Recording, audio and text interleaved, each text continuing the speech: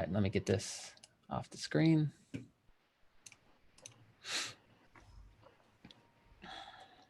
All right, let me post in Discord too.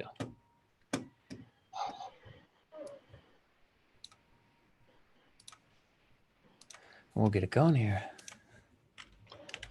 Yay.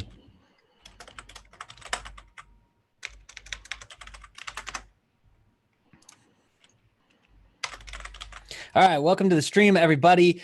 Crypto J here, joined with Cosmos. Today, we're going to talk about Mad Hatter bots. Yes, Mad Hatter bots with the Haasbot, Haas, whatever you want to call it, guys. It's cool. It's totally cool. You want to overemphasize the A, you want to kind of skip over the A a little bit. It's all good with us.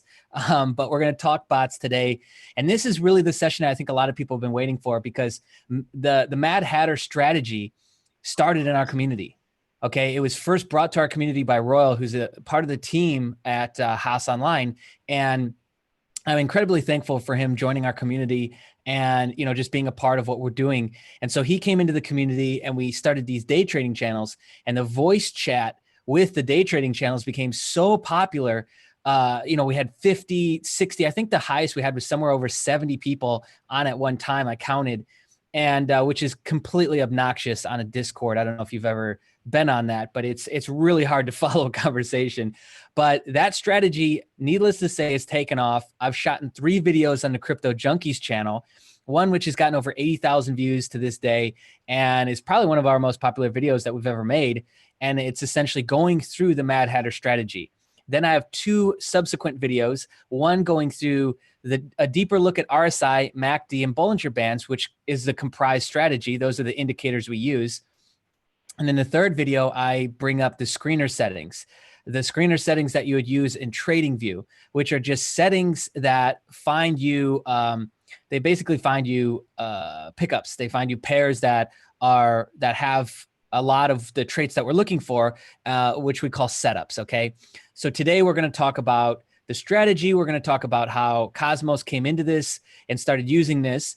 I want to note the significance here. The reason why this is probably by far the best fucking guy you could be talking to about Mad Hatter bots is because he started using it the day it was launched. And he was one of the people that gave feedback to the actual developers themselves on errors and mistakes and issues within the bot itself, which is now subsequently helped make it the way it is today.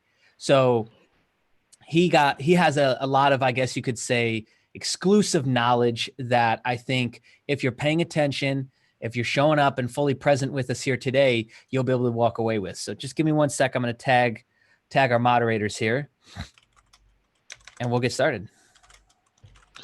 Yeah, hi everyone. Joy, that's me. Welcome Cosmo. party. Welcome, my friends. All right, King Moy, what's up? QJ, what's up? Gail, what's up? Great to have you on. Gail, by the way, she's on the live stream with us, and she, I think, pretty quickly jumped into the bot and started playing around with it yesterday. I started seeing some of her setups posted and some of her settings posted. We have a dedicated channel, category with sub channels and a voice channel specifically for both Profit Trailer and Haasbot. Even though I'll say in the community, I think it's a little bit more Haasbot usage versus Profit Trailer. And I know a lot of people use Profit Trailer to find setups for Haasbot, because they work kind of differently. So whereas with Haasbot, I have to find the pair that I want to operate myself with, and I don't know if I'm giving away a big secret here, but I mentioned this the other day and it was like a bombshell to people, so I'll mention it here. With Profit Trailer, it finds the pair for you through the settings.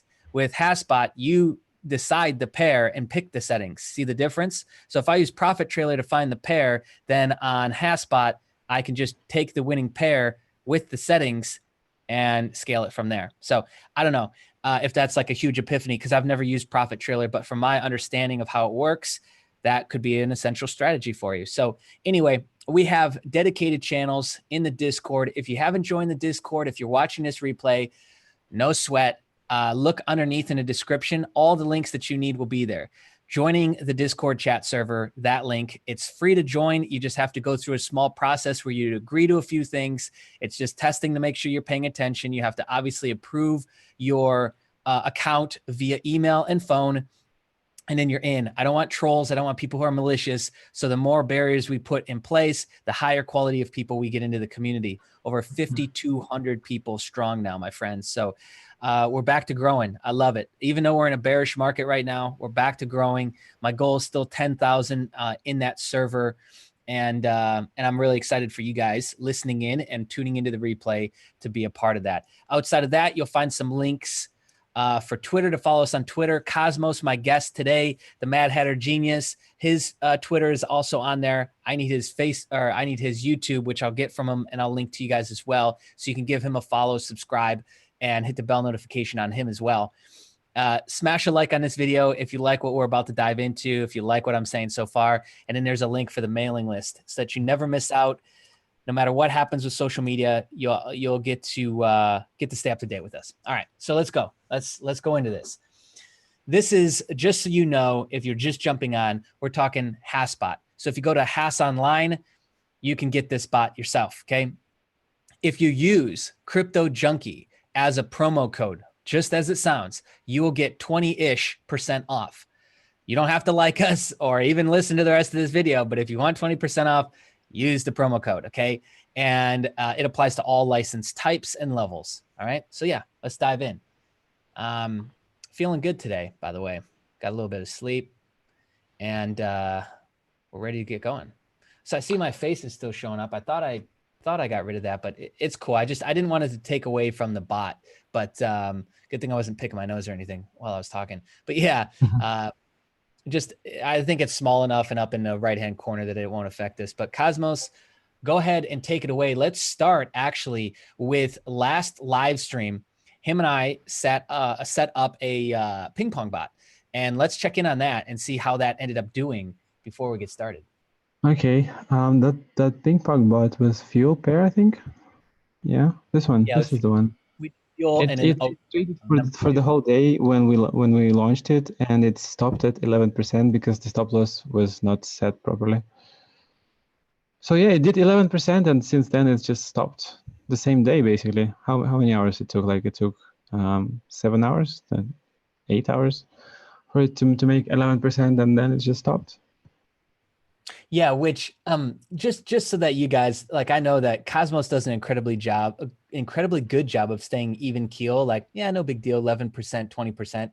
There are people that have this bot that don't make any money. Okay, there are people that have these bots that don't that lose money, and there's a lot of people that have these bots that don't use them. Okay, so to get 11% is significant. It's very significant because we want to make money, right? For a day trader to make 11% on one trade, on one pair, they would be posting that all over Twitter, right? They'd be going nuts. I'm the man, I'm the best, right?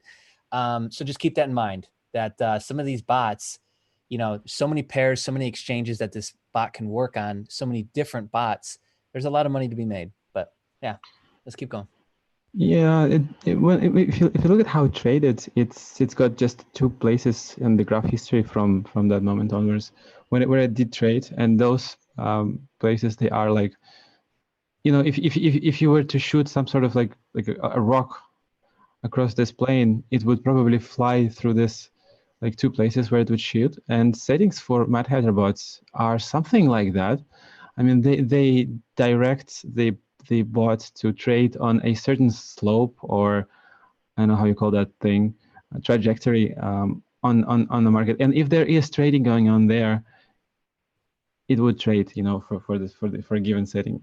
Well, Scalper is not a Mad Hatter bot, obviously, but the same logic may apply to it as well if you set it up properly.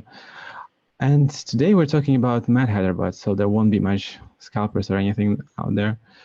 There will be me trying to probably fine-tune this bot for the data coin for current market conditions, and we'll go through some of the bots that I've made in the past. And as you can see right now, on these 2 servers, I'm not running many Mad Hatters, just scalpers and ping pong bots, because those seem to be interesting for me right now. Mad Hatter is just too boring for me to spend a lot of time on. So yeah. But before we dive into Mad Hatter, let me show you what a simple ping pong bot did for me in since 18th of June. I launched it on 18th of June. with a very small amount, just to play with it, just to test how that thing works, because I don't think I've ever run them until today, like properly, those bots. And when Major made his amazing applications for just screening every coin out there, I've decided to try and run more of them now, and I'm just spending a lot of time doing them because they seem to profit quite well if you know what you're doing. And this one, it did like 28% on data coin within what, since 18th. Today we have 22nd already. 4 days. Yeah. 4 days, yeah. And it's done just 4 trades. Well, buy, sell, buy, sell. And this is amazing in my view, at least. Yeah, I'd say so as well. Yeah, and it's interesting how it shows on the chart though. It just went bought right here on 19th for the second time and sold it not well yesterday evening basically. Cool, nice. Got nothing else to say about it. Yeah. So as we talk through Mad Hatter, let's, I really want you to, share kind of how you went about doing it. Cause last live stream, we got into it and I think we got maybe a little too esoteric, which some people can follow, some people can't. You essentially dove in and learned first. And so let's talk through some of those things too. And then I had a suggestion from somebody. I just saw it though, before, as we were already on the stream, they suggested we open up the screener settings and try and find pairs and setups that way, and set one up live. So what I would suggest we do is let's go with what you had in mind. And then maybe at the end, I can pull up TradingView on my end. I've got the screener settings, same ones you use. And then I'll kind of dish you a couple pairs and let's see if we can set some up. Does that sound good? Yeah, that sounds quite good. Since I began playing with Mad Hatters, my approach to tuning the bot has changed quite dramatically and quite a few times, to be honest. And it began with a simple brute force, approach to settings where you just use this basic view, like this one right here. Oh, sorry. And just try and tune those settings to something that creates profits. You just go literally backtest one day, change a single number, like here, and then backtest another one, change the number again, and then backtest, and then backtest, and so forth and so forth. And at some point, you would get some kind of trading going on, and it would be exciting because it's your first bot. You are just not knowing what you're doing, and you're getting trading going on. But what you get is something not positive, and you don't know what to do from that moment onwards. And if you're like me, and you don't really have many obligations in life, no family, which you've brought up, no job, well, official one, I've got a few businesses running. So I had a lot of free time on my hands, and I tend not to sleep often. So, and I've got this habit of getting into something so deeply and so okay, I've got some profit already. So that I literally spent first couple of weeks just playing with these settings, trying to figure out what coin or what values I could put here to make this thing work. And after a while, like maybe 2 weeks of not sleeping 2 to 3 days at a time, with sleep after that, of course, I've realized that there are some interesting patterns that I found. And the first ones were that the more like RSI, it had a dramatic impact on trading. And Major, he would usually do a basic, at first he would do a basic setup for it, like 2, 20 and 80, I think it was, which would look something like, well, let me show you how that looks. Like a huge graph with many different candles going up and down on here. And it would create a lot of trade signals which were not clear, which were not clean. It would buy and sell at random places. And I kind of began trying to move up those numbers, because as you move up RSI, the bands, they become narrower, and you can see highs and lows much more clearer. And this display with RSI kind of gave me the way to go forward with everything, and it became like the main part for starting making a bot, really. And I did not use this screen at first because it was even slower than it is right now.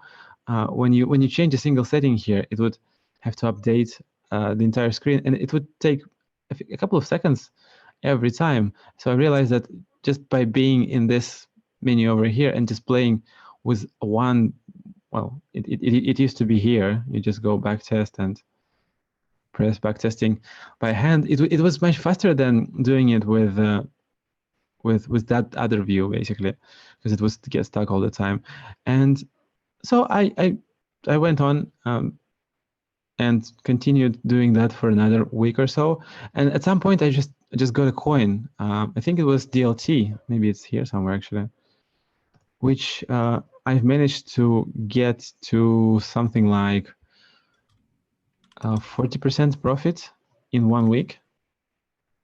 And I showed it to guys in Crypto Junkies community, and people were amazed about it. Although it did have a very weird setup. It's Bollinger Bands. They were quite small, like maybe something like this right here. And when Major looked at it, he said, like, I don't know what to say. It's just the right bot with the right set of settings. It does its job quite well. And at that moment it did. I think it was an upturn too. So that kind of got me a little bit more motivated to go and try more and more. And after a while, I thought I found a few more patterns. The second pattern I found was that this Bollinger Bands settings, it has an interesting thing. When you have deviation up higher and deviation down lower, it would literally buy and sell better at the moments when the prices of the coins would go up. And the other way around, well, obviously for the downtrend. And this is the moment when I realized that, okay, I think I know what downtrend and uptrend means, because my bots are trading already quite well. Well, better than they used to. They would give you like 5-6%, like stably, very easily, for pretty much anything I would go for. In about 30 minutes, I was capable of doing that. Now I'm capable of doing that in a few minutes, actually. And this was interesting to play with for a while, and I got myself some basic setups, like Bollinger Bands. I would go with 21, 1.5. I would also always check like a set of numbers for every coin I was starting with, which were 21, 1.11, 1, 2, 2, 1, 1.5, 1, 1.52, and so forth, like these numbers, and see where the profits are better with a single coin. And that would be the very first sort of thing I would do with the bot. And why would you do that?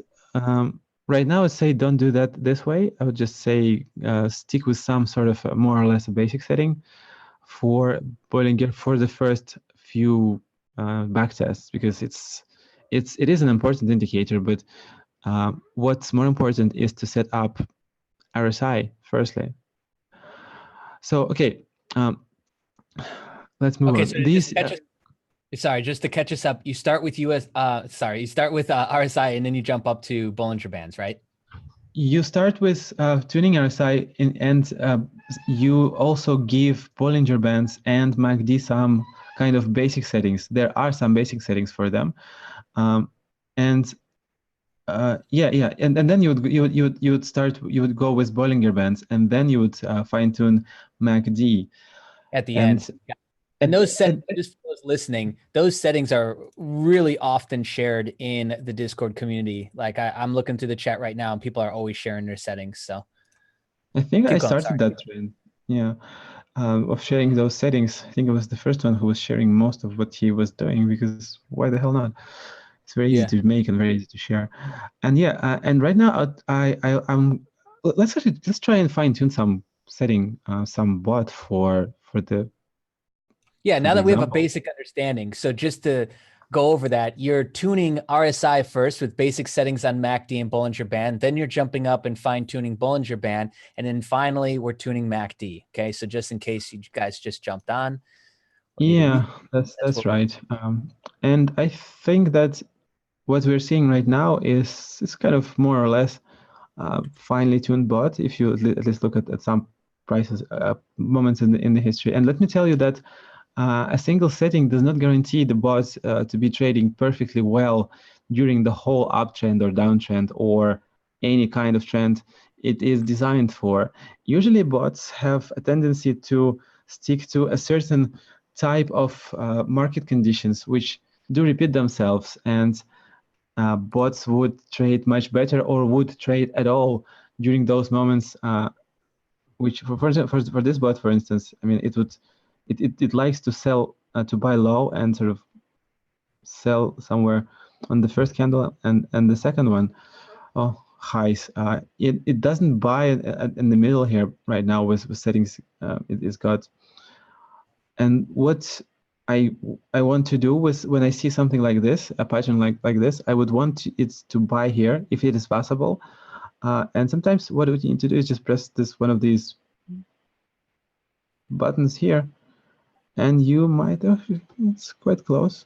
We're buying here at least already, which is good. Reset middle is a good setting, a button for adding signals where you don't kind of see them and there is no other way to add them.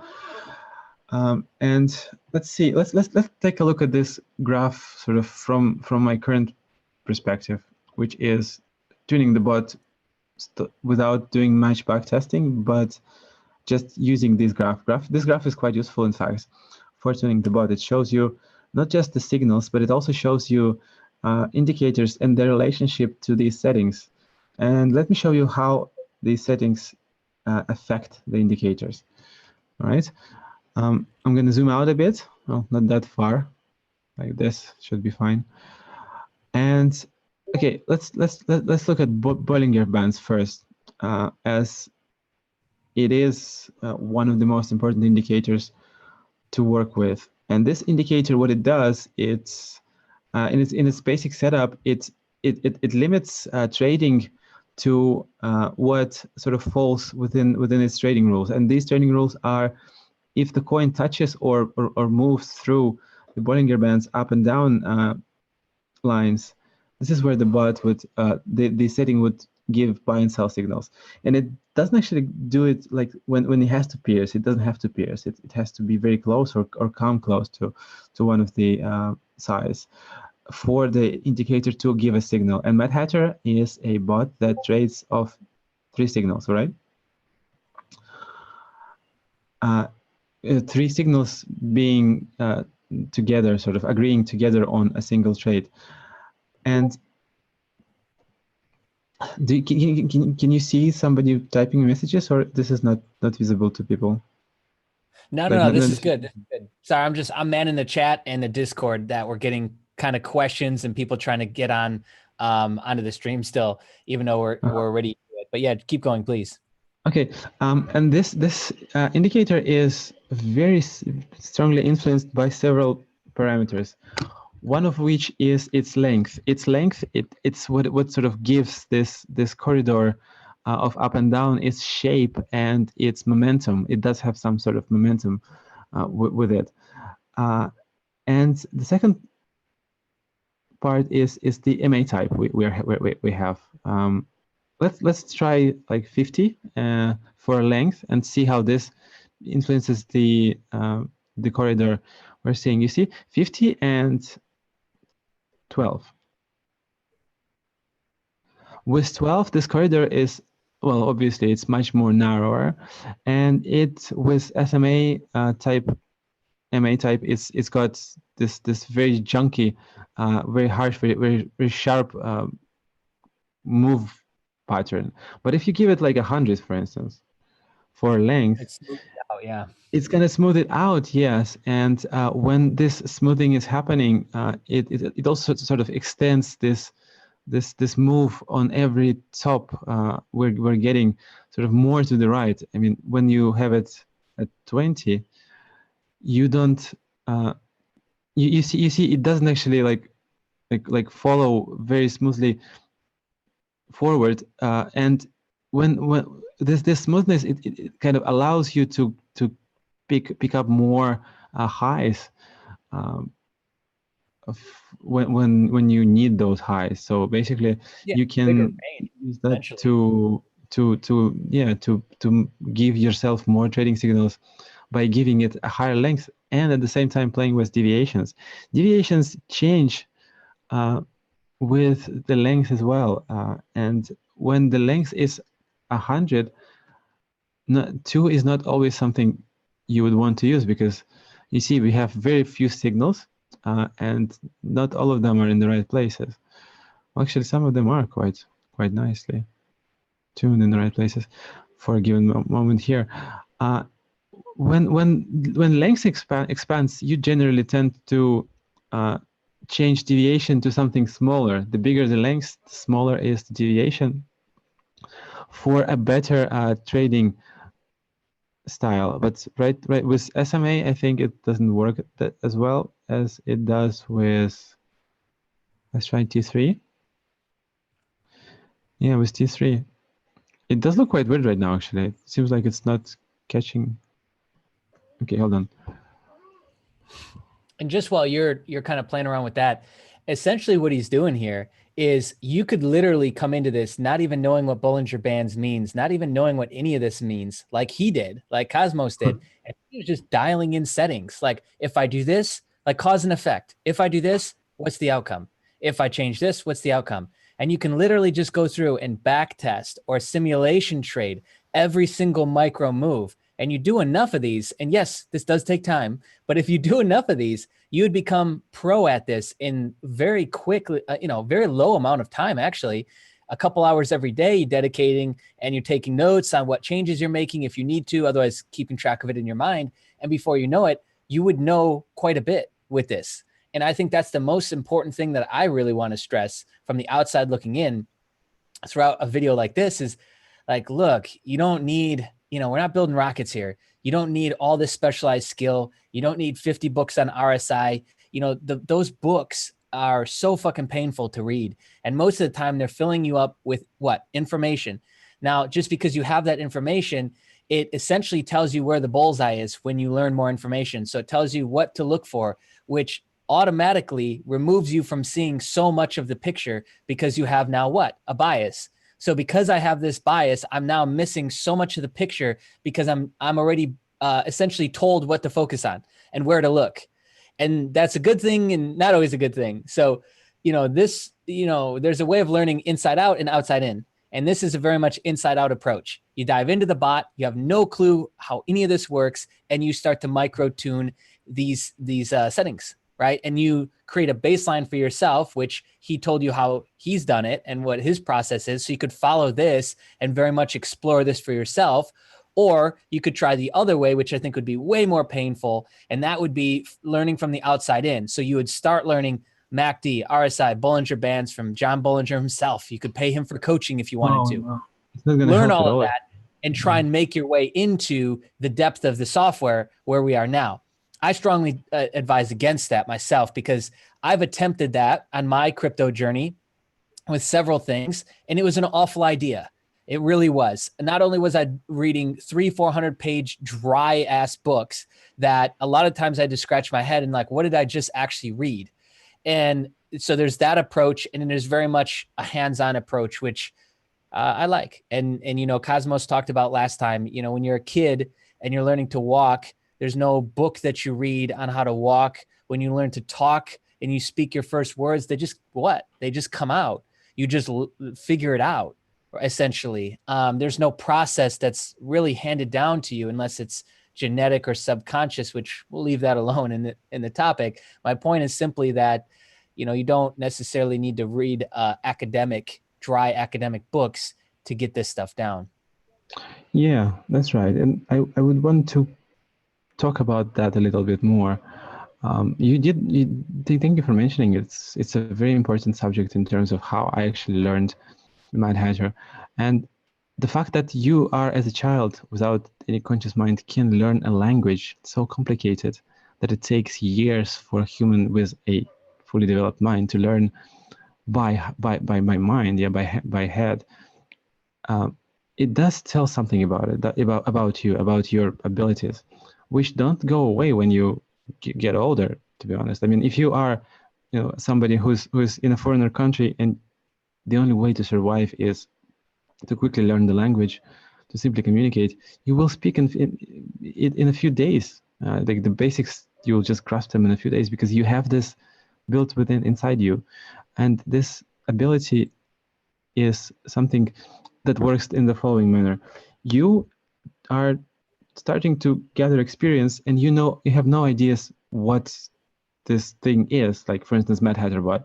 You don't know how it works, and you just play with it. And at some point, you realize that, okay, you're seeing some patterns here. You're sort of getting some kind of essence from it, not by head, but by the experience. It just comes to you after a certain type, after a while, after some kind of some amount of experience, I guess, some amount of repetitions, because your behavior begins to give you an outcome that's sort of more or less predictable, and you're like, okay, this is how this works.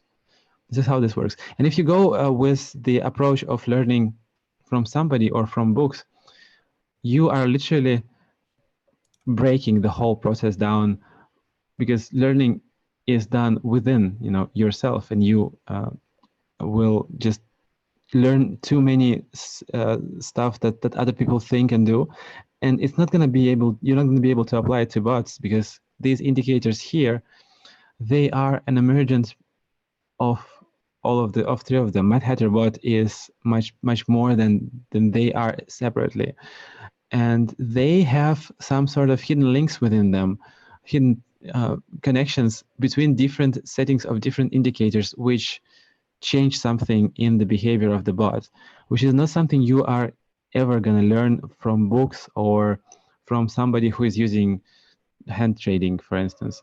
This stuff is never even going to come to their heads, because it's just outside of the scope of what they've learned while learning to trade or learning the indicators as separate entities, Okay. Yeah, really well said. Thanks for that. Let's continue.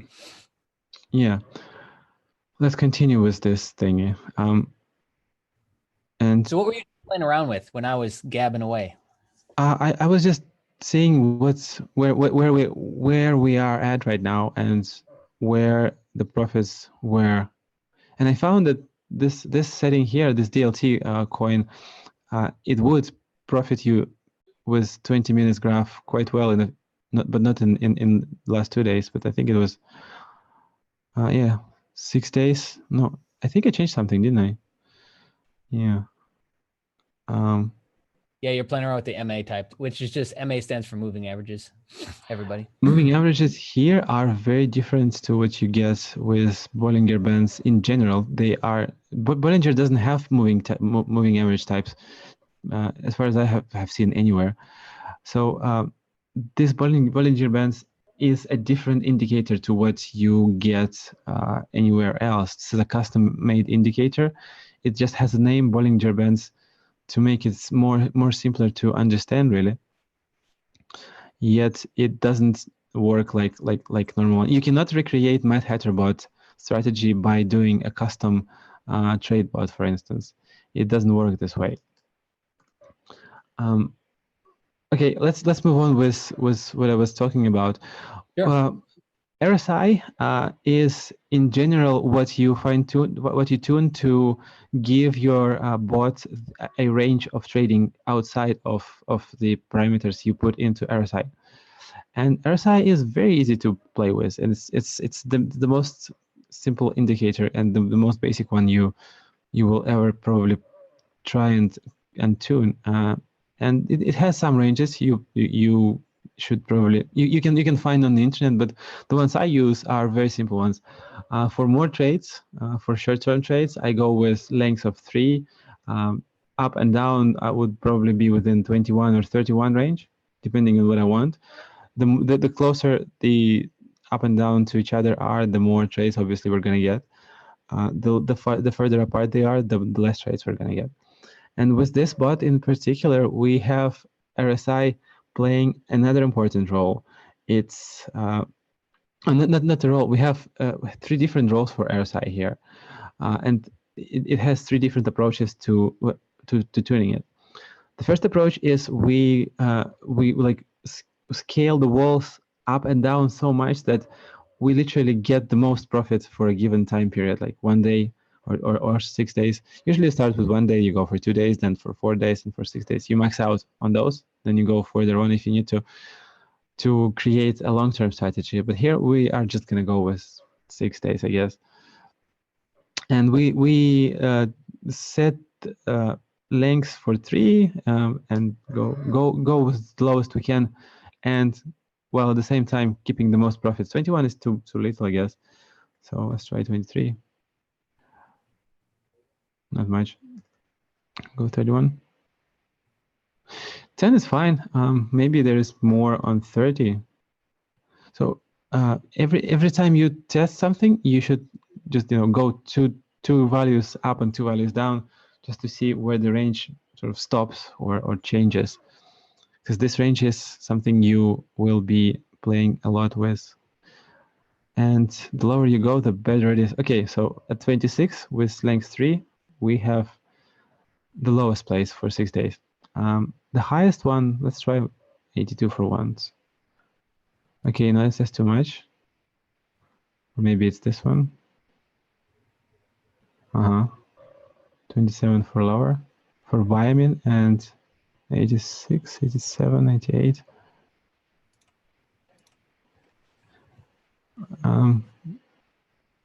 Okay, we went over the border already, and a few more back tests, and our RSI is set for.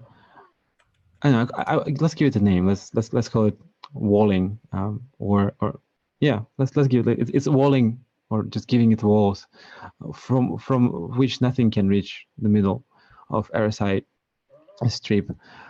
And this gives us trading on highs and lows within RSI. Of course, we see a lot more trading signals right now.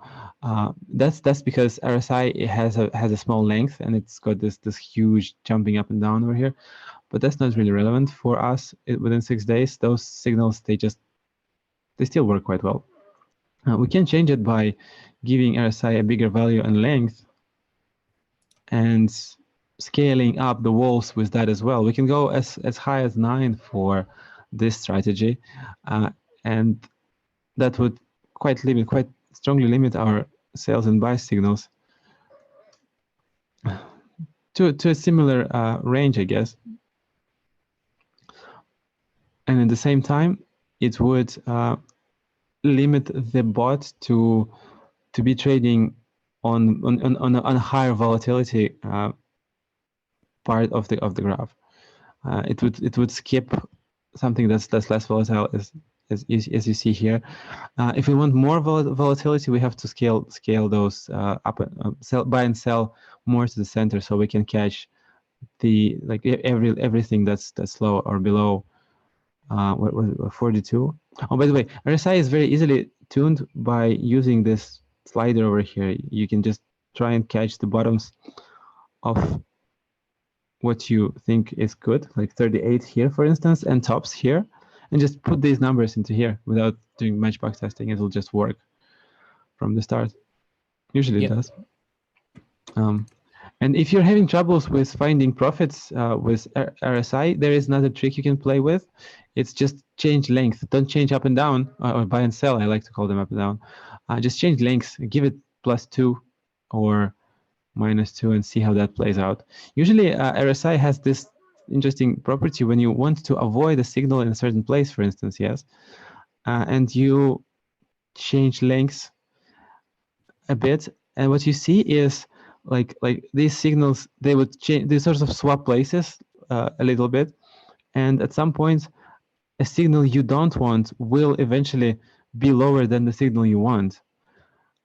The second way to play with to use RSI is for precision. You can give it lengths of 20 or 21, and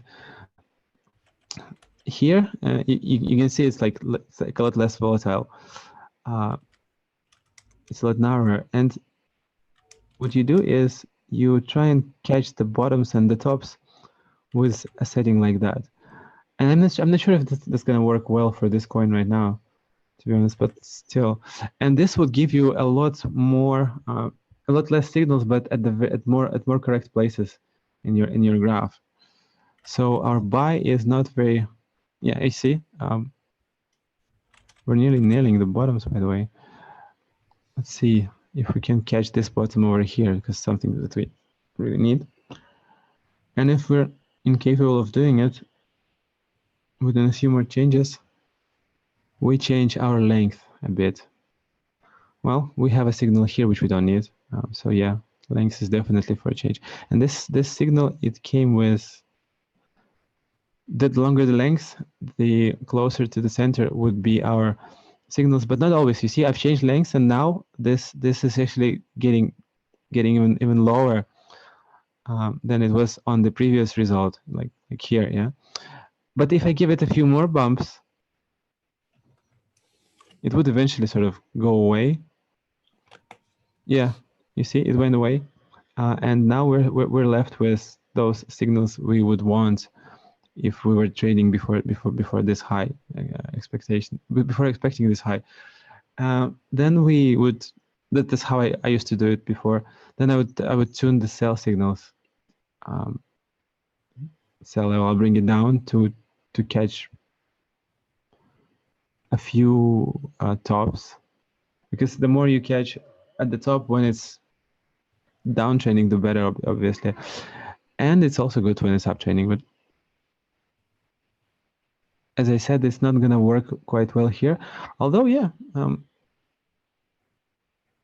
let's see how much that would give us in backtesting. Well, for 6 days, it gives us 5%, and where is 6 days? 18th, 19th, 20, 21. Not very good. So I would just stick with 3 for that thingy here. And we're already getting 14% for 4 days and 12% for 6 days. That means that somewhere along this graph, we had a loss. Yeah, we did have a loss. And this is something we would want to obviously avoid somehow, right? And it can be done. It can be done by playing with MACD and Bollinger Bands as well. As we've left RSI, now we're not going to touch it anymore. We're going to play with MACD first, I guess, or no, we're going to play with Bollinger Band and then MACD to try and avoid a loss at our 6-day period of backtesting. Now, the other easy way to make the bot more profitable is just change the interval. Sometimes it just works better on other intervals, but we're not going to do that right now. We're going to play with Bollinger Bands, and we're going to start with our length. And why length?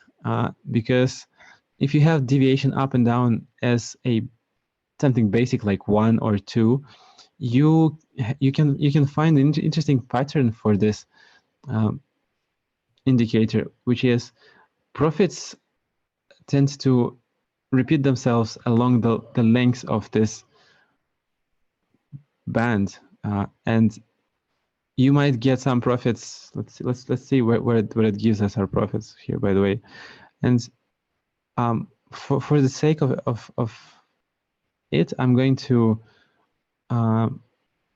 get my self-made script to just do backtesting for 6 days automatically, so I can just concentrate on the changes in the settings.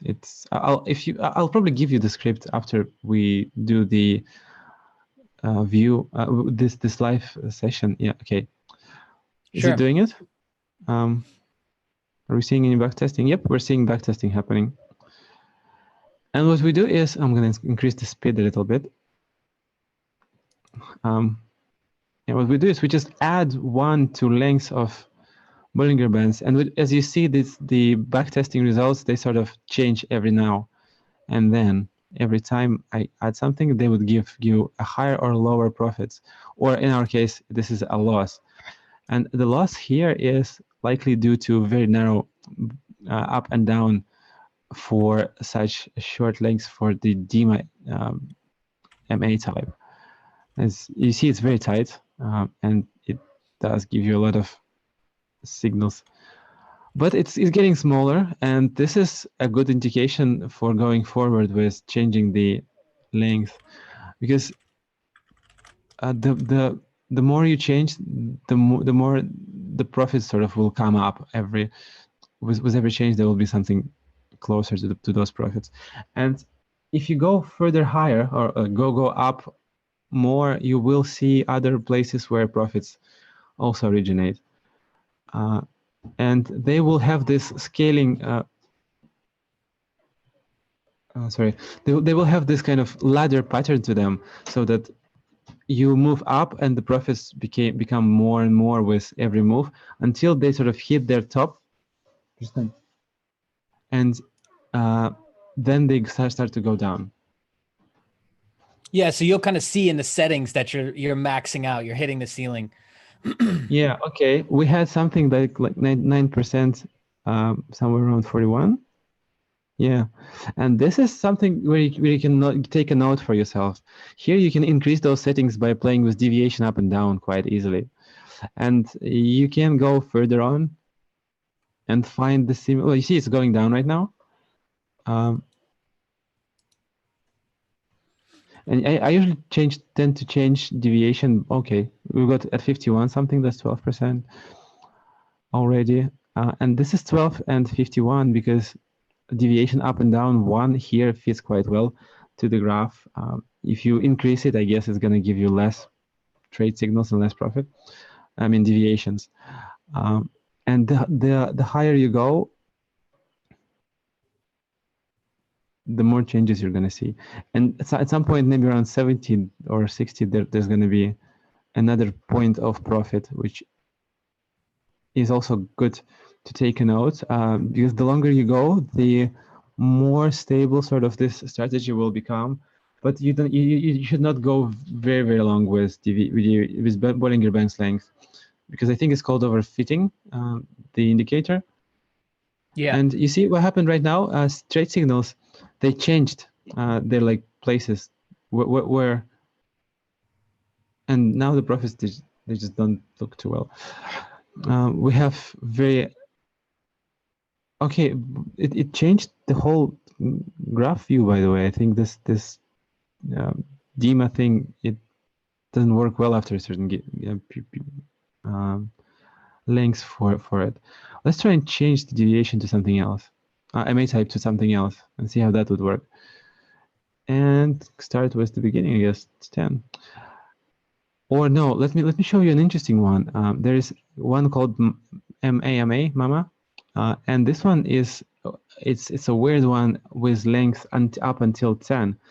We can go with 4 or 5 with it, and give it up and down like 2 or even 3 or even 4, which is something you don't see very often, to be honest.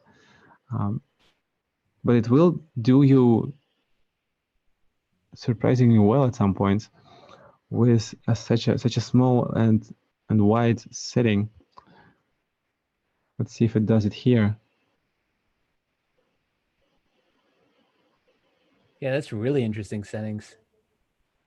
And my Steamboat, which did 65 or 67% last uptrend, it was based on these settings. It was like 511 for MA type Mama, and it just did very well. Interesting. Everyone should not take a note that deviations up and down when you play with them by hand. If you are not fast enough, what happens is this value will always change to 0.0001, and it's quite annoying, to be honest. It hasn't been fixed yet, and I hope that it will be at some point in the future. And the way to, if you don't have a fast enough hands to type correct numbers, like like 1.4, and you may not be on time, and it will change to 0.1. You can just type 1.4 and press left and type a dot or a comma between them. That's easier at some point. And now we're getting somewhere already. You see, we are getting some profit. by just there we changing go. up and down. On 5. And somehow it is more or less stable when you catch those profits. You can go with 2.5, for instance, too. Every MA type, by the way, has a certain like a limit for its range of deviation up and down. For Mama, it's I think until you go to 10, you can go as high as 6 and 9 probably even. No, we're not getting any trade signals. Or 3 and 4. And yeah, we're getting some trade signals, but 3 and 4 is way too much. I mean, for this indicator. For any indicator, I don't normally see those. Sorry, MA types, I don't normally see those going this high. But after you go over 10, nothing over 2.9 is gonna do you any good, or maybe 3.1 for Mama. SMA type, MA type will play well up until 2.3, and it will not play well after that, if play at all. I mean, sorry, this is the wrong one. 2.9, and we're still getting some indicator. Okay, interesting. With 21, it does have this feature. I tend to go with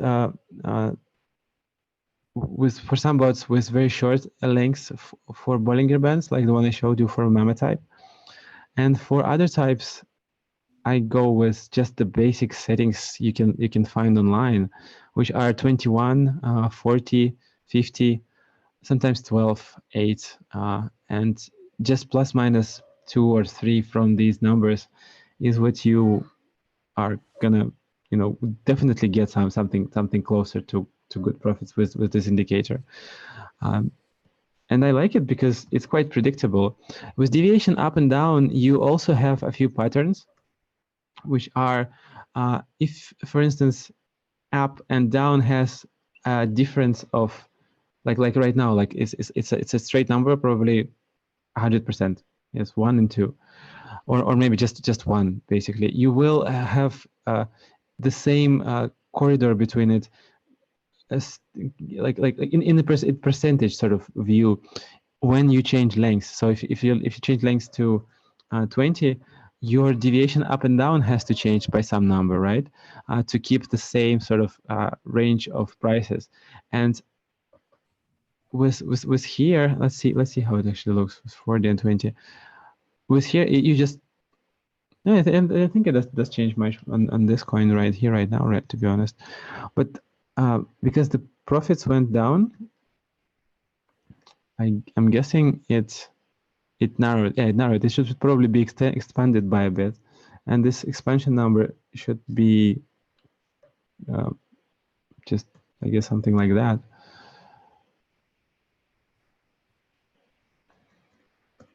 You should try and keep the same sort of range when you change the deviation, but I'm seeing that it's not really working well while I'm saying it. And okay, but just keep that in mind. You'll find this pattern yourself, I guess. Or you just change the length a bit. It does change the behavior of the bot quite dramatically. Sometimes you're just you're just like one length away from better profits, and it's always good to play around with it just a little bit before you launch the bot or while you are running it live. And if you want to fine tune the bot, you can just make a copy and fine tune the copy, and then just apply those settings to your current bot. And what is better, 11%? And sometimes it's good to just, every now and then, once you've done like MACD or you've done deviation up and down, it's good to go through the basic lengths for it to see maybe other ranges have a better profit with a given deviation up and down.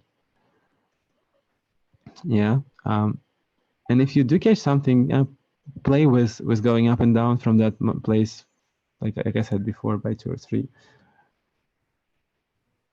This always gives you 1 if you're not fast enough.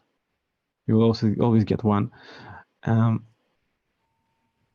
the way, when you are trying to fine tune something like Bitcoin or Ethereum, you are gonna get, it's gonna get very complicated real fast. It's just not gonna work like it normally does with other coins.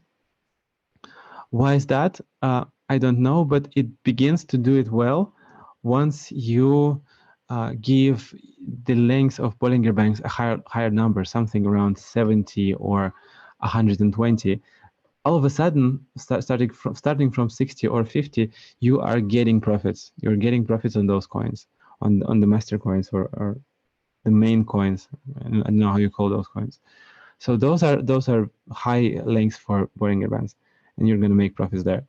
For anything else, well, depends on the coin, and you can actually, at least the theory, my current theory states that if you are seeing a given pattern on a coin, like a pattern like this one, for instance, and you have made a setting for it in the past for something similar, you can apply it to this period, and it will work as well as it did work on another coin you had. But I'm not sure if that's like the case right now. I'm seeing it happening. I've noticed that I have a few settings for a pump coin, which just work on pump coins, basically. You copy it to a coin you're expecting to pump, and it'll work. And this is due to RSI, I think, and its length. RSI has a property limiting a trading range to something it sort of goes through. What happened right now is the value for RSI got saved by the bot wrongly, and I think it just saved one. It didn't catch my number 5, which I've put into it. And if like length 15, as you see, the trading range became narrower, and the coin will be getting outside of it once the price goes down, and it will likely stay below it if there is a very, very strong dump, or it will stay above this range if there is a pump. Like when the price is going up, the range is just going to go off, and we're going to have only sell signals, sell signals. If there is a dump, we're going to have only buy signals, and that's not a good thing for a bot to have sell signals on an uptrend and buy signals on a downtrend. So RSI is something that gives shape to our trading. And if we want a trading on an uptrending coin, for instance, or a period of uptrend, we need to fine tune for an uptrend period for this coin, basically, or just apply a basic setting for it. An uptrend is generally something that has a lower buy level, a higher buy level and higher sell level. With a constant uptrend, usually I find that buy is somewhere around 40, 45, maybe even 51, and sell is somewhere around 89 and 99 or 95, depending on the volatility of that coin. Yeah, and what you do is you basically just give it like settings like that, which would limit the range for this coin for an uptrend or for a downtrend, and run it with a safety stop loss. I mean, with a stop loss, because you need stop losses in order not to keep on selling and buying when you don't need to. When the coin is dumping after a good pump, a stop loss of 1% for a finely tuned bot would just give you an ability to exit trading with 1% loss after like 35 or 27% gain, which is something I had recently with IOTX coin. Okay, I'm going to stop this back testing right now because I think well, have you done MACD? Kind of. I have done it. Yeah, MACD has it's a setting that affects the quality of signals, basically, and for me, it's got several different ranges which kind of work for different coins. And what the way I use it is I want to diminish all the signals which are there, but they just don't need to be there. Clean up the graph from them. This is what I use for it. And when fast and slow are tuned nicely, I'll talk about that a bit later. MACD signal is what will clean everything off or up for you. The longer it is, the less signals you will see on the graph, and it's not always doing it in a correct manner, to be honest. So it's something you have to play a bit with. But those numbers, they're all so predictable. They're all so obvious, and you will just have to basically switch between them. There aren't many of them. There are fast and slow are a simple rule for them. You have fast, you have like it's like 10, 20, or 20, 40, 60, 80. And slow is 2 times fast, or 3 times fast, or 4 times fast. And we don't normally go over the range of 120 for slow. So, calculate from that. We have 20 and 40 as an option, with signal 2 for a basic setup. And if it does look good, well, you see, we got just more. We managed to make more signals right now. We don't want signals like at the first parts of the dump we're experiencing right now. So what we do is we change signal to something bigger. Usually 12 is already interesting, but it will also remove signals on other places. Although if you're in downtrend, this is something you really want to do. You wanna avoid buying, and this combination of RSI actually and MACD is what you need to play with. RSI length and the corridor we're talking about is the way to go, and MACD signal is what will clear out the graph for you to the maximum extent that possible from unwanted signals. And in some cases, I'm actually getting good results. Sorry, on something as high as 31 for signal, but the initial setup is usually different. We have some coins working well with 20, 120, and 21. Sorry, I think I'm getting something with my voice happening. Hold on, I'm gonna get a drink. Sure. Okay, so any questions so far with what he's covered? Go ahead and drop them in the chat. You see today's pretty easygoing. He's been talking for quite a while, so I'll take over here for a couple minutes. And yeah, maybe I've got some ideas about doing some really, really long streams, and just do like trade challenge streams. And we get some people in the community all on this end botting together and sharing screens, but we'll see. So just real quick, there's somebody that asked earlier, before I forget, and it's a little bit out of place, so excuse me on this, but Cosmos, do you have an order that you could give, a process order for people to kind of run with, or maybe just what you use, so that they can use that as a baseline to create their own process flow?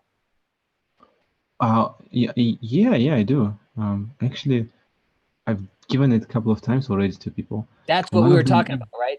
Is this the question? Yeah. Like, make sure with whoever asked it, if you could clarify, we talked about setting RSI and then Bollinger Bands and then MACD, right? So everything else, if we're not tuning that specific indicator, everything else would just have the base settings. Or if we already finished that, then that would have our finished settings already. That's what we've talked about. Does that help clarify the question that was dropped in the chat? If so, great. If not, okay.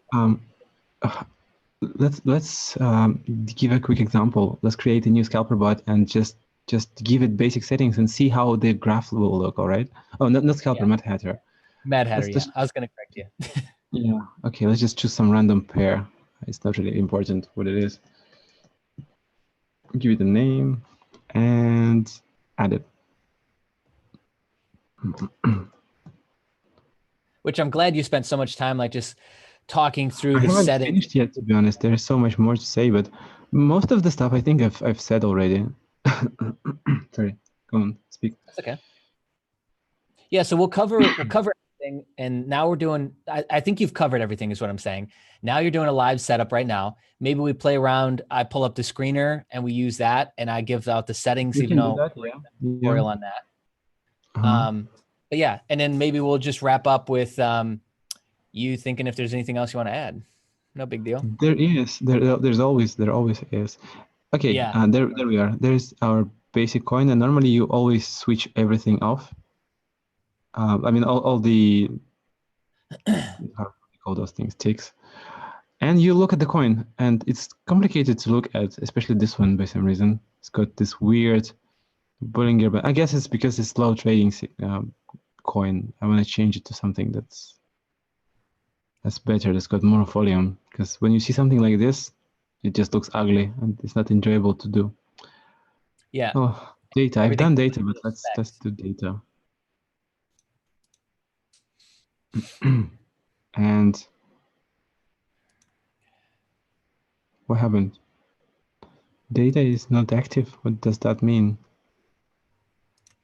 Price source not active. All right. Okay. Yeah, go with something. BTC. Sorry, say again? Yeah, I was just saying, go with something different with some more volume. Right now, by the way, if you're on the stream, we just saw 1% drop in BTC as we're talking. So it's gone down about $100, Nice. $40 actually.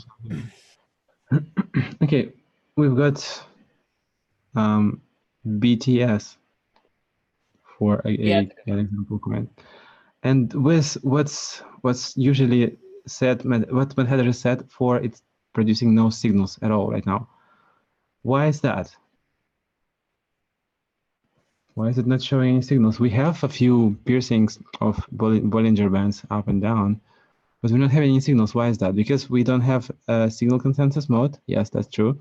And also because our RSI is way out of range. It's got length 14 and it's got very narrow trading in the middle happening, which does tell a few things about this coin, by the way, which you should know yourself. I'm not going to speak about them, but it is an indication of some sort for this given coin. And I think it's well, the first thing you do is you go for RSI and start low. Start low just to get the essence of this coin. Go 3 or 4 or 5 or 6, and you will already begin to see some trading signals emerging over here. And I want to give it a little higher value just to see how that would look. And give it a lower one as well. Give it 2. And see how that would look. Okay. We want to buy here, here, if possible, sell here, have a sell signal here. And it seems like this coin is sort of more or less stable and it's been going in a downtrend, which can probably be seen by RSI if we increase its length. Yeah, I guess it can be, but we don't need that. So how do we do that? We set the basic settings, which are, well, MACD, we just go with 2040, or I will give you a table of those settings, or any other setting from this table. And we are seeing a change in trading signals. We're having sells sort of at the peaks already, and we have a few buy signals which sort of go to the lows. We don't have anything here, which is fine for now. We are analyzing what we're already seeing. Yeah, we have a lower buy, higher sell, which is actually quite good already in terms of things. But we don't have we have this buy signal here, which we don't want, because the next sell is actually is higher than the buy, so should be fine. We are fine tuning for downtrend for this coin in particular. The good thing now is we can just change the interval mode and see what we are dealing with in a bigger scale. It was quite complicated to do in the past. I've got a 4K monitor here, and that's where I normally put my Madhatters on. Or with MacBook Retina display, you can just zoom out as far as like this, 50% or even more, and you are capable of getting up to 6, I think, days of trading history in a single graph. But it just looks so tiny and so uncomfortable to play with that I don't normally do that. And you will, if you have a simple monitor, that's just out of options for you. Maximum you can go is probably minus 60% of the zoom. And so you're stuck with this screen, which when you move and change a setting, what happens is you go back to the front. And this makes it not very comfortable to tune the bot with this kind of view, because you have to move too much to see where the trace signals are placed in the past. So forget about that. Go into this view here and backtest. Start with 1 day, but give it some coin, of course, and see what it would do in 1 day. See what it does in 2, 4, and 6. And try and squeeze the maximum out of it with tuning Bollinger Bands. The way you do it, you just go with 1 and 1 for the first test. You see you're not getting any good results, but it's a downtrend. So you start playing with deviation down a bit more than the deviation up, and you give it a value of 2. And something is happening. Okay, we're having a bit more loss. In this case, I would normally go for length, whilst leaving this up and down for the same, and I'd go for lower lengths. Lower lengths also provides more trading signals and more trade opportunities for the bot to try itself on, and maybe that would be good. But it's not being very good. So what I'm seeing right now is that it's not working as I'm expecting it. What it means is that I forgot my RSI. I didn't do my RSI. That's why I'm getting wrong results right now. And my RSI has to be tuned a little bit better. It's a downtrend. We're not forgetting that, right?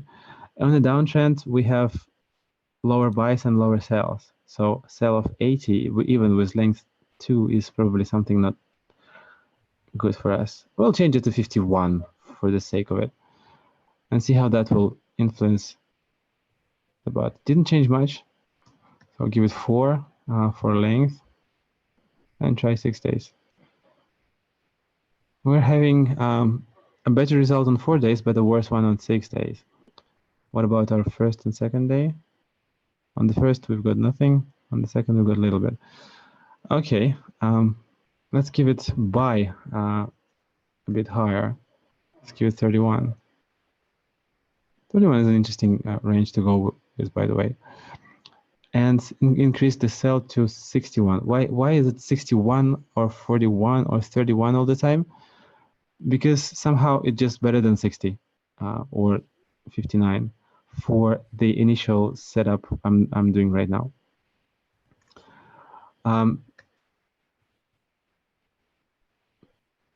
Always change the length. It helps sometimes.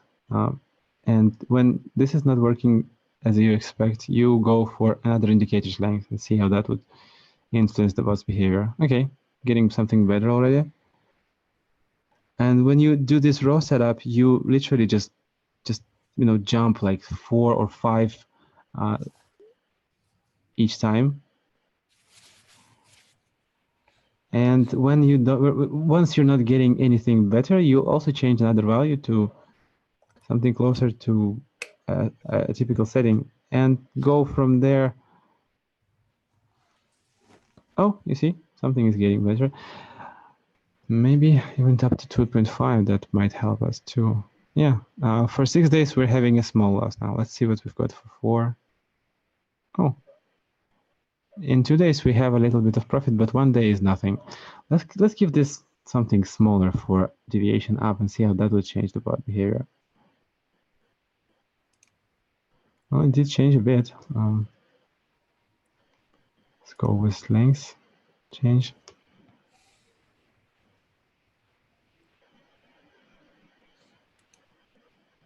First 2 days, nothing. Why is that?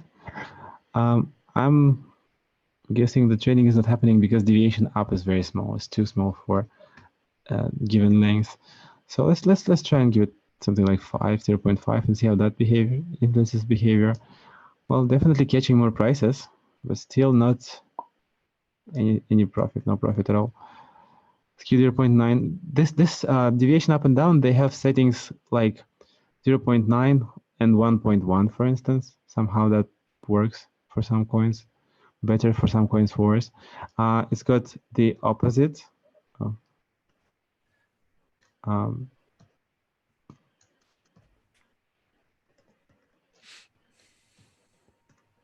Doing well sometimes, but not in our case, of course.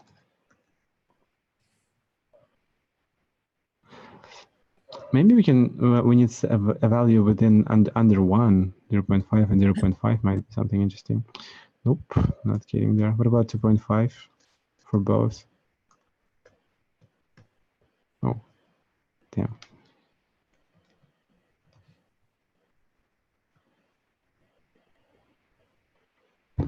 Okay, so higher deviation. It does produce less signals, trade signals, but we've got something within 6 days. Nothing with the last 2 days though, which is probably fine for the given downtrend, which is actually quite good because it didn't trade much. What was okay? Longer length gave us a bit more profit. We've changed RSI again and seeing there a little more. Let's give it 6.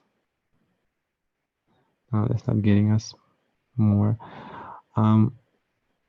So yeah, this is basically the basic thing with Madhatter. If something isn't working, then just change something else and change it within a given list of values, like 2.5 for SMA seems to work. What about 2.3? Oh wow, you see, we're catching something in 6 days already. Yeah, better than it was before. And how much time have we spent? 10 minutes, maybe 15 minutes for that. Well, me talking. Closer to 10 minutes. Yeah, if you see a trend sort of getting better at in a direction, like here, for instance, Bollinger Band's length is a trend. Like the higher it is for some period of time, the better the profits are. Then you'll explore that pathway a little bit. Sometimes, you know, bot tuning can become like a very interesting exploration process that might take you hours and hours of just playing with different settings and seeing how those change the bot's behavior. Because every time you do that, and if you go to the analyzer view, you will see a different trading pattern, and that trading pattern is an emergent of those settings over here. And for me, it's quite fascinating to try and make this bot trade to the best of its abilities. Which let me kind of chime in there. You know, you might find yourself spending time and going so deep into the rabbit hole and, you know, falling through different time intervals and settings and getting lost over here and lost over there.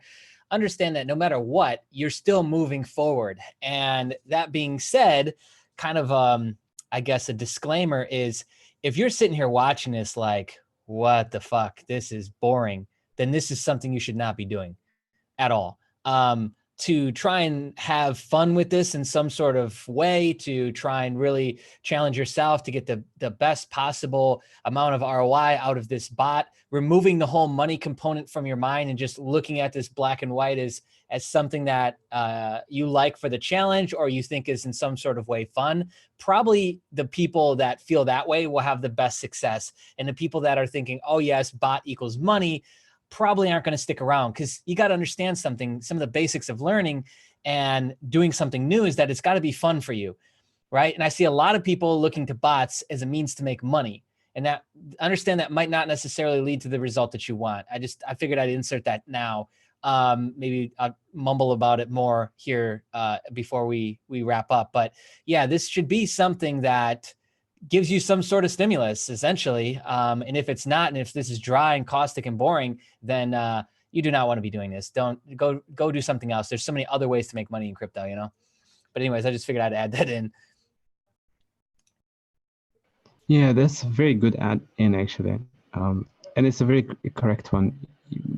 Crypto, for me at least, it's not about money. It's about just the joy or the pleasure of doing it. It's quite a lot of fun for me at It's the least. Maybe process. Yeah. yeah, I really love the process.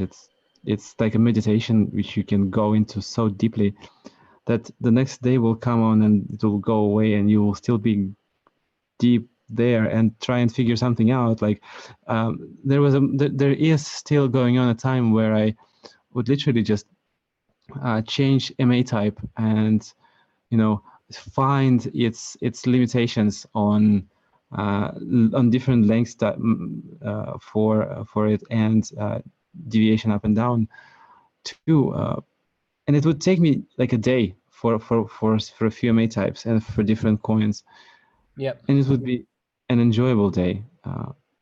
And Yeah, I after could see that, I that. will have those settings so deeply stuck inside my head that I will literally sometimes look at the coins and I know what kind of settings would be good for this trading pattern right Yeah. away because I've done them so many times. And that can't be given. That's got to be learned through doing. And to get Zen for a second, I mean, we could argue that um, everything in life is just, it's the process, right? So fall in love with the process no matter what you're doing. So, people in Buddhist culture that farm, they do agriculture, right? So all day long, they're in the fields. Here in Asia, rice is really common, rice fields, right? And so those people are in the fields all day long and they love it. They don't necessarily love rice or eating rice or growing rice. They love the process. And it's such a meditative process for them now, that all day long, it just passes by before they know it. And there's so much joy in what they're doing.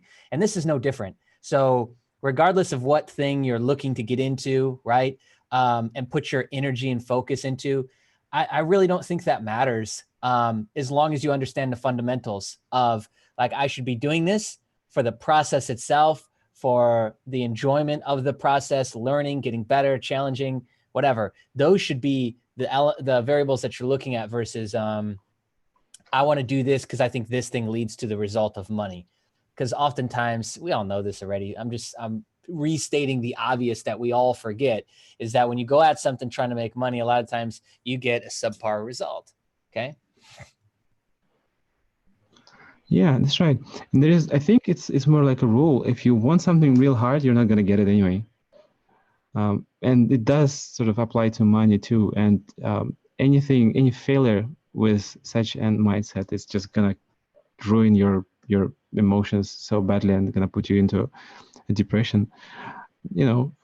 It's not that important, this money. I've lost quite some money on my first trading. The first trading I've done was literally get into a bag, get the bag, lose it 50%, sell it off in hopes of getting more money by trading without even knowing what I was doing.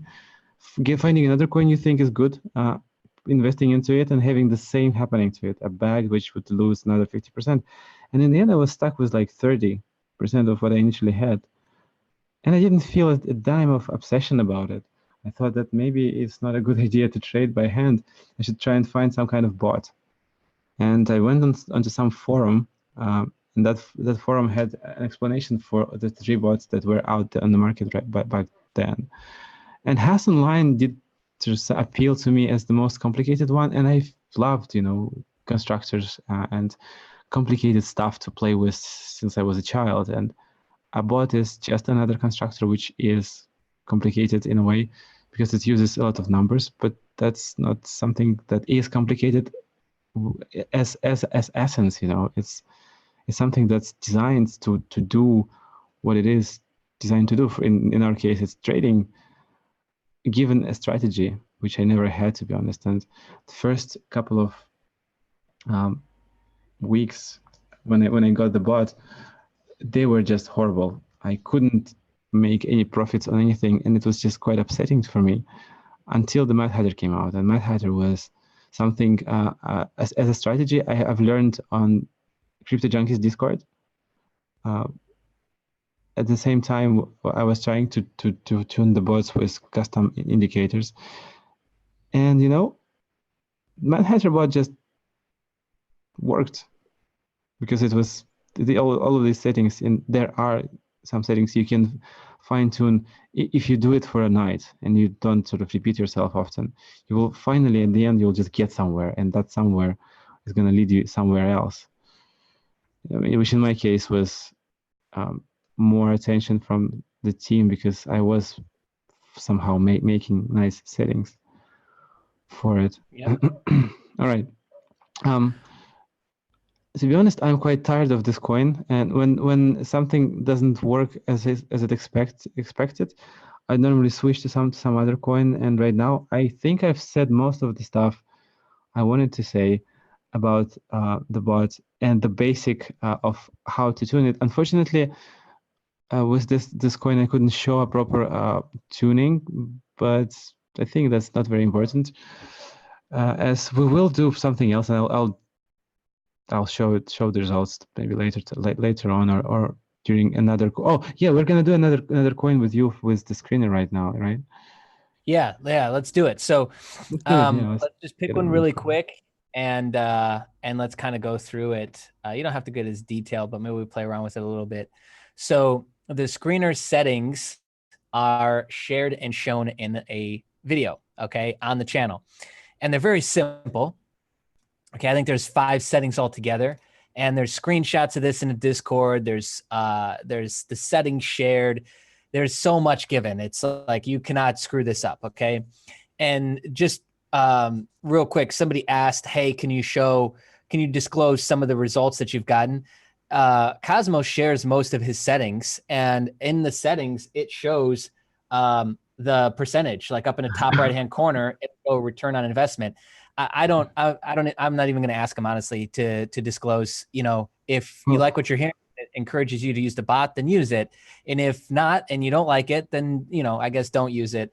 I'm moving away myself personally from using that as like some sort of selling point, because it really is obnoxious for all of us to get so obsessed over how much money can we make, how much money can we make. That should be like the third level, fourth level of the conversation. You know what I mean? So anyways, I hope you don't take that offensively because I didn't mean it that way. But yeah, I don't think that's where our focus should be. So anyways, back to the Mad Hatter. I've got the screener pulled up.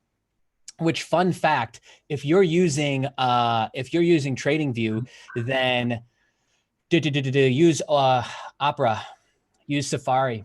Those browsers tend to run better. Also, too, for Binance, when you have your exchange accounts opened up and you're like, because in Chrome, one thing I noticed is that it bogs down really, really quickly, and it's really a RAM resource hog. So don't use Chrome for all your stuff. Opera works way better. So anyways, I got Opera open and I'm on the 15-minute. I literally have the stock Mad Hatter settings, which is in a screenshot that you can look at right now and follow along in the Discord. And so what I'm looking at is 88 matches. And so I'm just going to quickly kind of zoom through these and see if, let me also get my time frame on the 15-minute. Actually, do you want to flick me over screen share and I'll just share my screen? How do I do that? Oh, we've never done this. Okay. Hold on. Let me see if I can. Oh yeah. No, I can. Okay, I got it. Okay. Wait. Which one am I on? I'm on that one. Yeah. Okay. So I put it right smack dab in the middle. Can everyone see that, right? Because I'm now hiding the chat and hiding all the YouTube stuff. Just a quick yes. Can we see? Well, I'm seeing you. Okay, you're seeing. Okay, that's mostly what I was asking. All right, so let's just make this easy. Talking all around in circles. Here's the settings. I'll save it. I'll leave it up here for a second. 5 settings. Bollinger Band settings, MACD.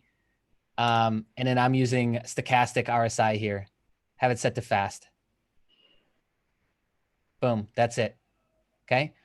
And then what it's returned me is I'm on a 15-minute. It's returned me 87 results, which the results right now will be very interesting because we have BTC correcting a little bit. So what you can do to make this even better is just come over here to my favorites.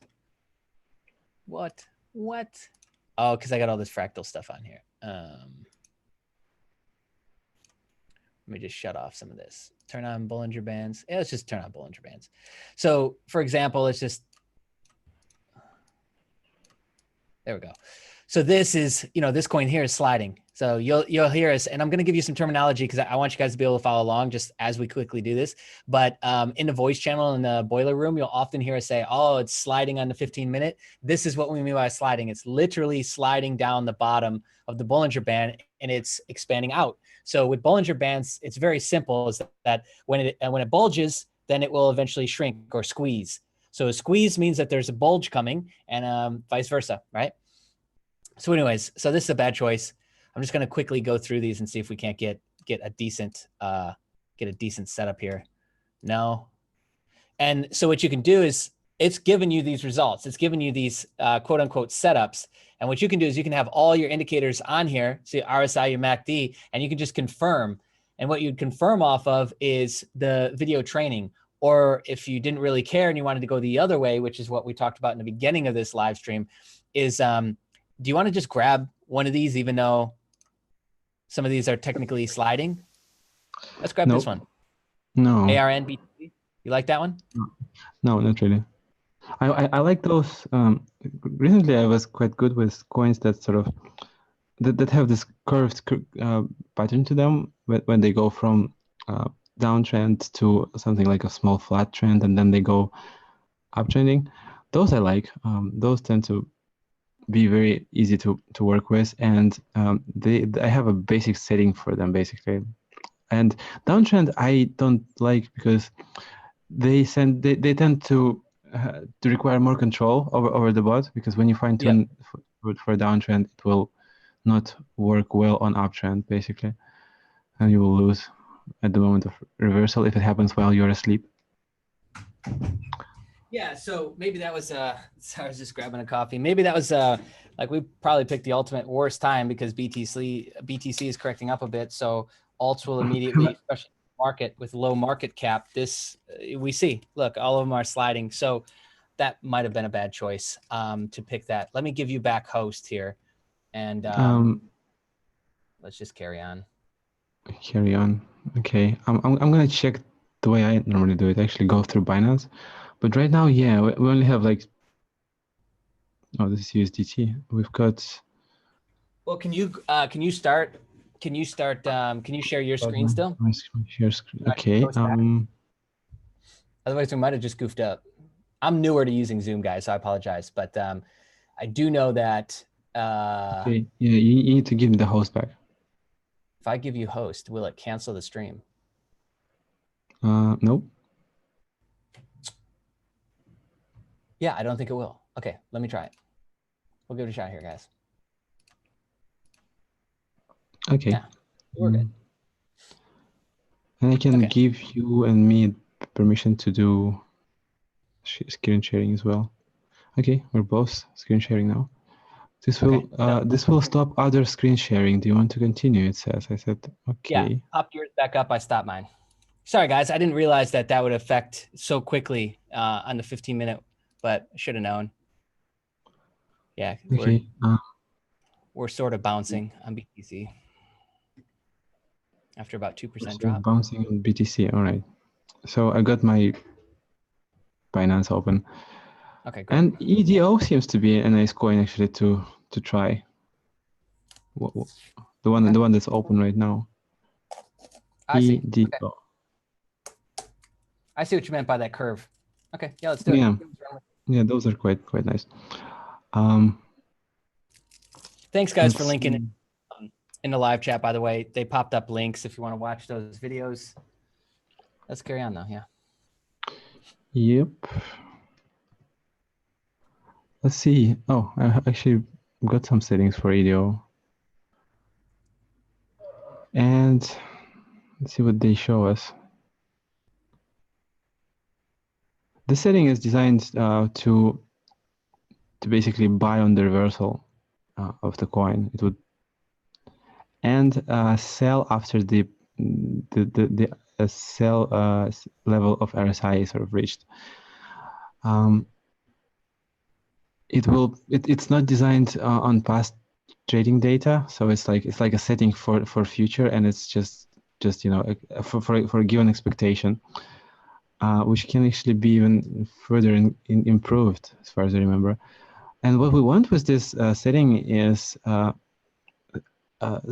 sell after the top has been reached, not during the slide up, or the first candle, which sort of closes with price going lower.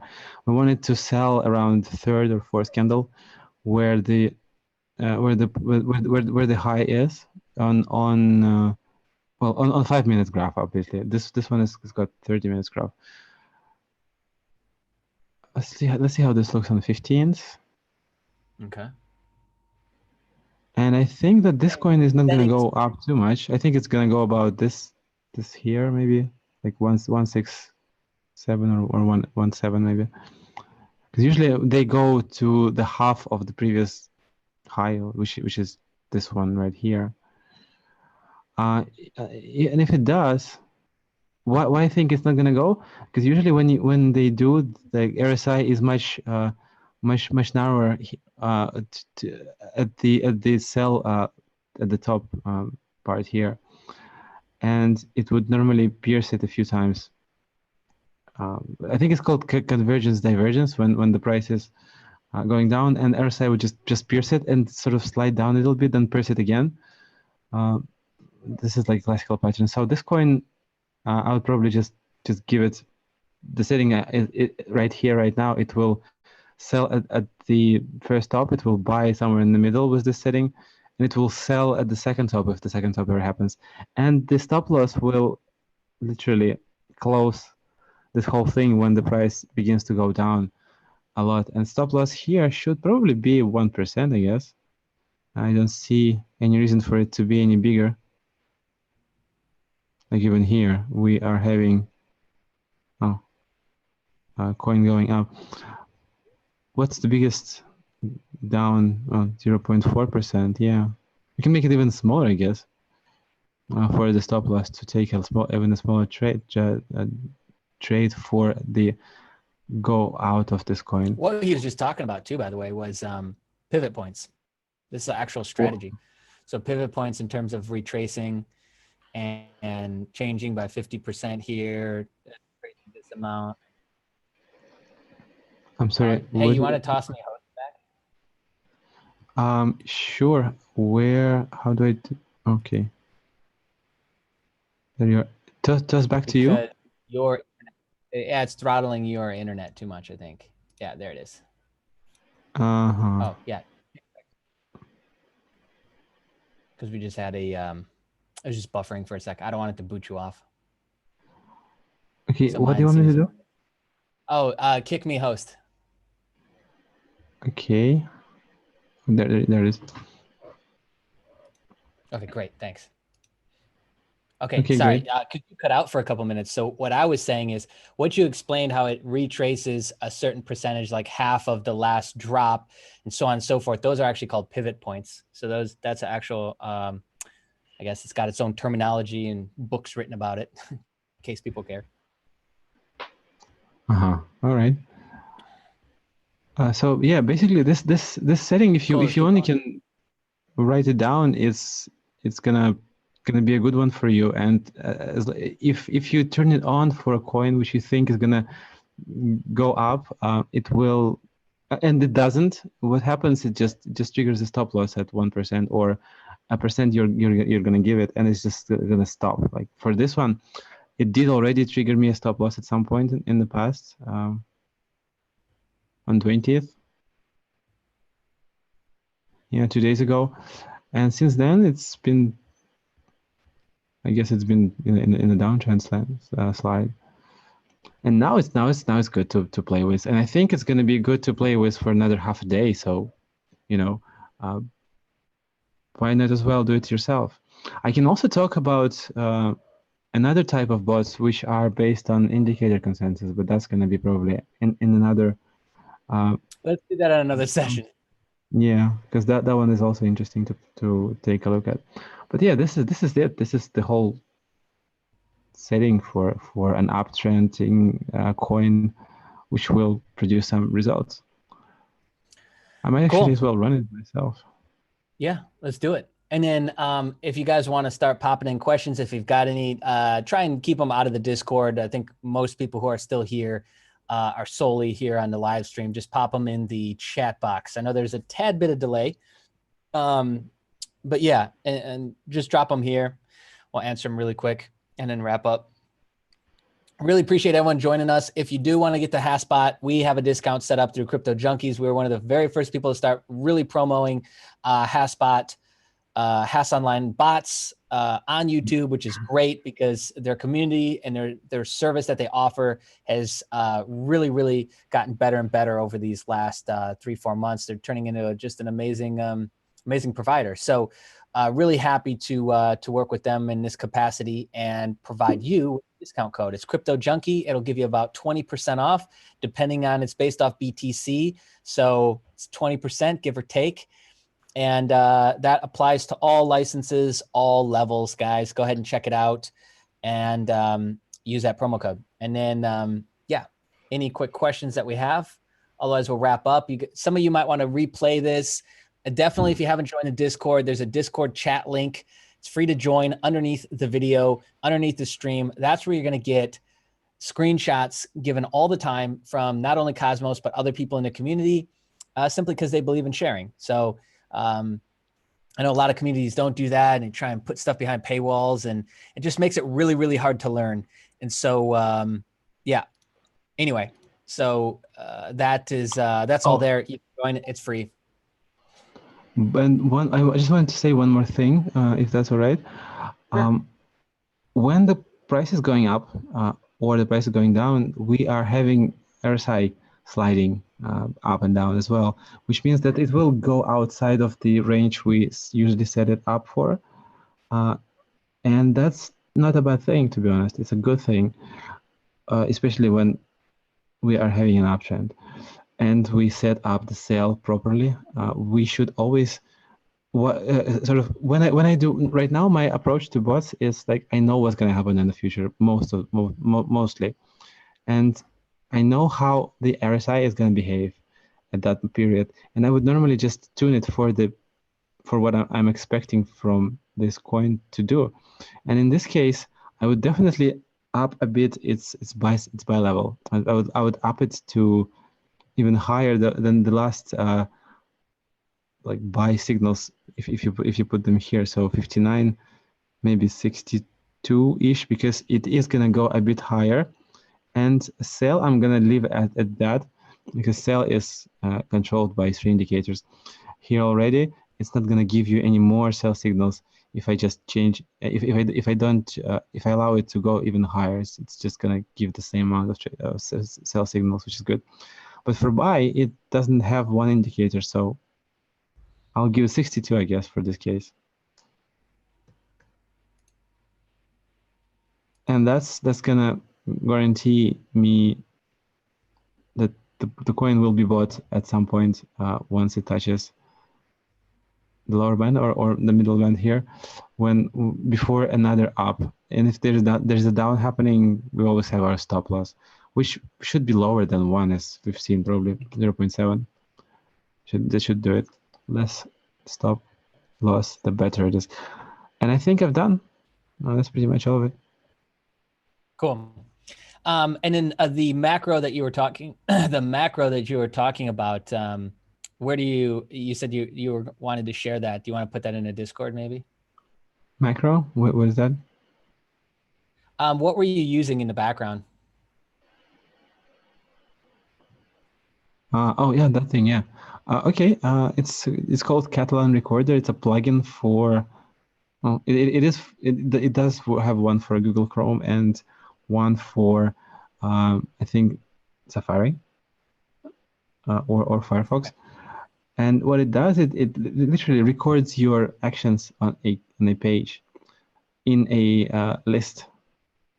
Like if you press a backtest button, it will just write down do the backtest button. And you can then stack them up into behaviors and use some timeouts or pauses to make them slower, and it will just do backtesting for you. For instance, automatically pressing the same button for as many copies as you've made for it. I mean, I got like 500 or 600 copies down Yeah, the so you line. just then Just press. you make a hotkey to that function, right? I'm not sure about hotkeys. I just open the plugin and press play on one of those setups I've made already. And Okay. it does backtesting quite well. It doesn't take the focus away from the value you're working with. So it's a lot more comfortable. You just, in some cases, you can use your keyboard up and down to change the value, like length for RSI or buy and sell levels. Keyboard is the best way to go. I mean, like up and down is the best way to go with them. It's faster. It takes less actions. It's it doesn't disturb the process, allows you to concentrate much better. Yeah, so that app is quite useful. But if you don't use that and you go with backtesting, firstly your fingers are gonna get tired, and then your wrist is gonna get a bit uncomfortable, and it just takes so much time to move your mouse all the time that you just press the button. Yeah, I'll send the link and I'll share this export for Yep, we'll post it backtesting up. for 1 day, for two No worries, days. guys. Yeah. And then, guys, if you want to follow along Cosmos on Twitter, he posts up screenshots of his actions all the time. It's just twitter.com/cosmosbots. Okay. Twitter.com/cosmosbots. And you'll get to follow him. Give him a follow. Give this video a like, share it, save it, download it, whatever you want to do to make sure that you get this and you start going through it yourself. All right, guys. That's it for today. Cosmos, thanks so much, bro. It's almost been 2 hours. We'll have to do another one again soon. And then I definitely want to bring you back on for a little maybe round table or fun, live stream fun where we're all kind of doing bots together. Definitely want to bring you back on for that. But thanks again so much. All right. Okay. Thank you too for inviting me over. Yeah, no worries. And Thanks for joining us. And we got the next stream coming up on Sunday, I believe. Yes, the next stream is coming up on Sunday. So check that out. That'll be about precious metals, gold, silver, the economy, global economy, things like that. So very, very different from today's session. But thanks again for jumping on, and hope you guys have a great day.